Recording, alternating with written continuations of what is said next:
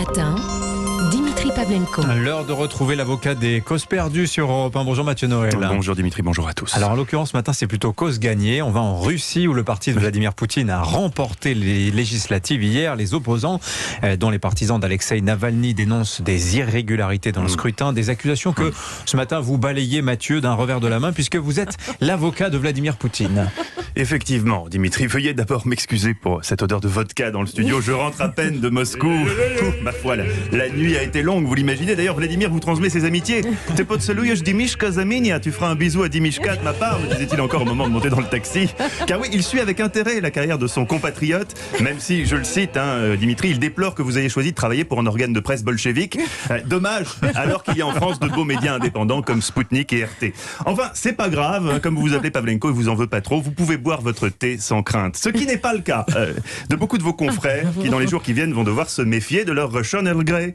Des journalistes effrontés qui se permettent depuis hier de raconter n'importe quoi au sujet de la magnifique victoire de notre parti Russie Unie. Une victoire tout à fait surprise, je tiens à le rappeler. Mon client Vladimir Poutine était comme un dingue à l'annonce des résultats. Le soulagement était à la hauteur de son angoisse vu l'incertitude du scrutin. Samedi, il a passé la nuit sur ce logis à la recherche d'un appartement en loc à partir de 2024 au cas où il aurait dû quitter le Kremlin. Mais finalement, ouf, Russie Unie l'a emporté. Bon, comme en 2016, bon, comme en 2011 aussi d'ailleurs, et puis aussi comme en 2007 et 2003. Dis donc, quel baraka! Je dis souvent à Vladimir, tu dois être cocu toi. Il aime pas ça. Non, on peut remercier une fois de plus la fabuleuse mobilisation du peuple russe qui spontanément, sans qu'on ait besoin de l'y inciter d'une quelconque manière, a su pour quel parti il était judicieux de voter dans la perspective d'un vivre. Vous voulez dire plutôt d'un mieux vivre, non ? Non, d'un vivre tout court. En Russie, les campagnes se jouent là-dessus. Oh, oui, je vois vos grands yeux de Bambi, démocrate, droit de l'homiste constipé. Mais parfois, tout ça va ensemble, mais parfois un pouvoir fort qui fout les jetons, c'est utile, franchement. Bah oui. Est-ce que vous imaginez l'Australie passer un coup de fil à mon client Vladimir Poutine pour annuler une commande de 12 sous-marins passés il y a 5 ans sous prétexte qu'ils ne sont pas nucléaires ? Non, non, nucléaire ou pas, même à l'éthanol, même au charbon de bois, même s'il fallait remonter en surface toutes les 5 minutes pour se recharger avec des mini-éoliennes, les Australiens, ils auraient raqué sans moufter. Voilà la vérité, monsieur Pavlenko. Bon, on a annulé leur porte-hélicoptère quand même, il y a quelques années de ça, mais bon. J'ai pas dit mon dernier mot. Oui. D'ailleurs, Pavlenko, c'est pas russe, c'est ukrainien. Oui, mais bon, vous m'avez dit l'autre jour que vous venez de Russie, donc je le sais. Bon, qu'est-ce que vous répondez à tous ceux qui accusent le parti de Vladimir Poutine de fraude massive ? C'est une accusation grave quand même, d'autant qu'Alexeï Navalny est en prison depuis le mois de janvier. Beaucoup d'imprécisions dans ce que vous dites, Dimitri, comme souvent. D'abord, monsieur Navalny n'est pas techniquement en prison, mais en Airbnb surveillé avec un bail renouvelable. Ah oui. Ensuite, concernant l'élection, nous récusons ce terme de fraude massive. Nous préférons parler d'optimisation électorale. Ce qui n'a rien à voir. L'optimisation électorale, ce n'est pas du vulgaire bourrage dur d'un ancien, mais un art dans lequel la Russie est à la pointe de l'innovation. Parmi les méthodes novatrices saluées par la presse internationale, on citera la méthode dite des urnes volantes. Alors tout ce qui suit est vrai.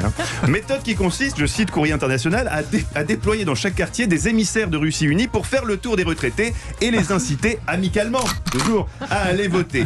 Autre nouveauté, vous savez qu'on avait accusé dans le passé la Russie d'être en mesure de manipuler les résultats des votes électroniques à l'étranger. C'est faux. On l'a démontré hier, on peut les manipuler à l'étranger, mais aussi chez nous. Ah bah oui, dimanche, alors que l'opposition était en tête dans 8 circonscriptions sur 15 à Moscou, lundi matin, pof, après une petite nuit de recomptage, parce qu'on n'est jamais trop zélé en matière de démocratie, Russie Unie était repassée devant partout. Magique. Mais le grand prix de l'innovation 2021 de l'optimisation électorale revient indéniablement à la méthode dite des sosies. Ah oui, c'est fabuleux. Ça s'est passé à Saint-Pétersbourg, où je ne vous cache pas, Dimitri, on était un peu emmerdé parce qu'un opposant du nom de Boris Vichnievski était très haut dans les sondages. Heureusement, on a eu une idée brillante, parrainer 2 autres candidats qui s'appellent aussi Boris Vichnievski à une lettre près et qui lui ressemblaient comme 2 gouttes d'eau. On avait foutu des perruques et des postiches. 2 bulletins d'homonymes qui, une fois dans l'isoloir, ont semé la confusion dans l'esprit des électeurs coquins qui voulaient voter pour le vrai Vichnievski, qui, grâce à cette astucieuse tambouille, a donc perdu. C'est magnifique. Génial. Oui, c'est tout con, mais fallait y penser. Bref, vous l'avez compris, ces élections n'ont été entachées d'aucune irrégularité. Et qu'est-ce qu'on dit à Navalny, Dimitri ? Si t'as pas gagné, c'est pas parce que t'es emprisonné, ni parce que les autorités russes ont fait pression sur Apple et Google pour qu'ils suppriment l'application de ton mouvement. Non, mais juste... Parce que t'es un loser. Exactement, Dimishka. Oh mince, les gars, je crois que le FSB a compris que mon papier était au second degré. Du coup, ils n'ont pas l'air ravis. Ne bougez pas, je vois le point rouge d'un sniper sur le front d'Anissa. Vite, faut les rassurer là. Anissa, dites un truc.